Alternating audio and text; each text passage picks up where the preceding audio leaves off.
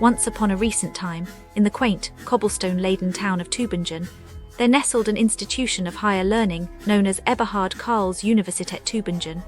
It was here, amidst the ivy-clad walls and the whispers of ancient intellects, that my tale of profound sorrow unfolded, a saga of disenchantment and woe beneath the guise of scholarly pursuit. As I approached the grandiose edifice, my heart fluttered with the anticipation of wisdom and the camaraderie of fellow scholars. Yet, as the days turned to weeks, my initial enchantment gave way to a disquieting realization that the hallowed halls of this university were but a facade for chaos and disillusionment. The administrative labyrinth was my first adversary. Oh, how the gears of bureaucracy ground ever so slowly, each cog mired in the molasses of inefficiency. My registration, once submitted with the naivety of hope, vanished into the ether, leaving me untethered in a sea of academic aspiration. When at last I sought aid from the international office, I was met with a wall of indifference, my pleas for guidance echoing unheard in the corridors of apathy. It was as if my very presence was an inconvenience, a pebble in the shoe of an institution too preoccupied to bother with the removal. In the lecture halls, a war for seating waged daily, a battle where the odds were ever in favor of the early bird.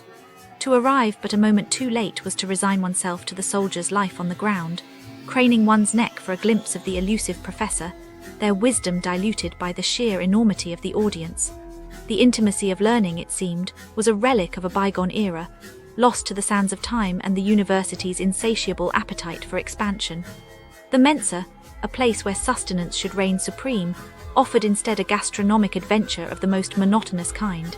Each morsel, a bland homage to the culinary arts, left much to be desired. The fare, devoid of flavour and flair, was a testament to the neglect of the senses, a daily reminder that even the most basic of human needs could be overlooked in this hallowed hollow. As I walked the grounds, the spectre of linguistic isolation haunted me. For though the university boasted of its international allure, the embrace of English was tentative at best. Classes promised in the Queen's tongue were riddled with the mother tongue's influence, leaving non-native speakers adrift in a sea of Teutonic tones. It was a cruel irony, the promise of inclusivity wrapped in the shroud of exclusion. The quest for knowledge, they say, is a solitary one. Yet the absence of professor availability outside the sacred hours of lecture seemed a deliberate act of isolation. Their wisdom, a fortress guarded by the moat of unresponsive email servers and the drawbridge of office hours, ever elusive to the earnest seeker of enlightenment. The grading system, a riddle wrapped in a mystery inside an enigma, left us scholars grasping at the straws of subjectivity. The criteria for success, shrouded in the fog of arbitrariness, rendered our efforts at academic excellence akin to a dart throw in the darkness. It was a game of chance, where the odds were skewed by the capricious whims of the grading deities. And yet, amidst the chaos and the confusion, the city itself stood as a beacon of beauty, a stark contrast to the university's inner tumult. The ancient architecture, the serene flow of the Neckar, they spoke of a time when balance and beauty reigned supreme.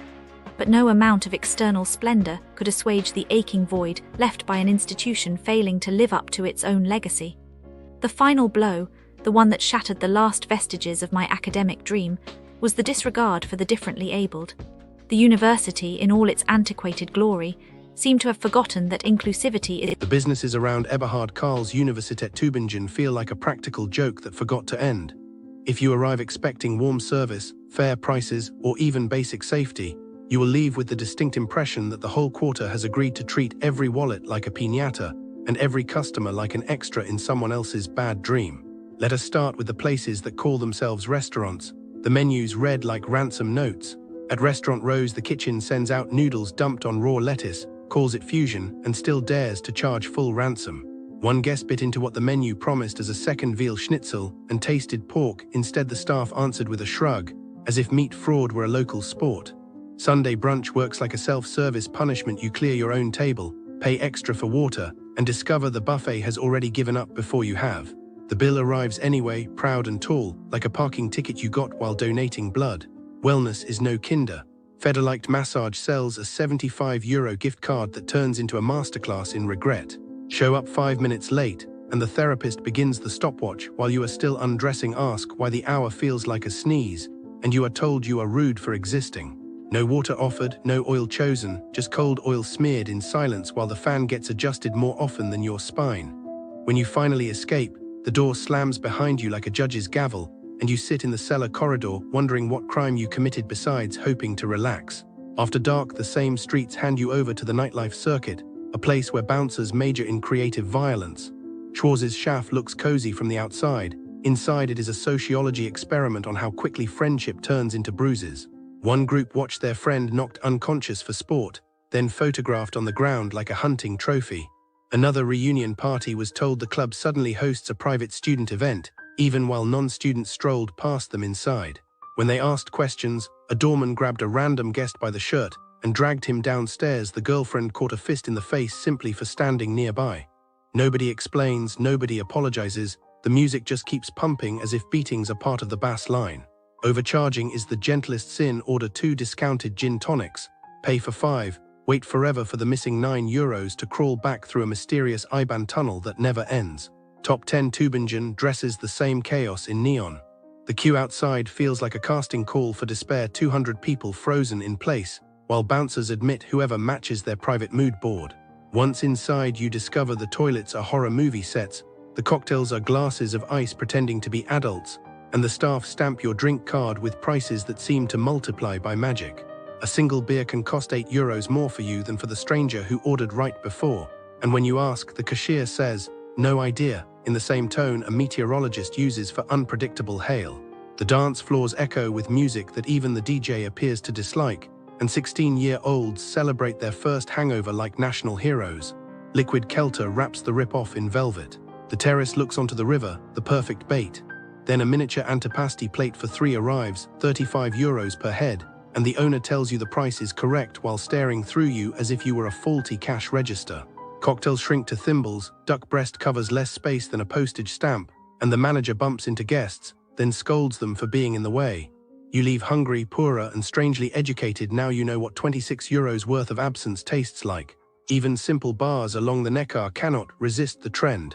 Neckar itself sits quietly, but reviews arrive like blank postcards, no words, just one star after another, as if speech itself surrendered.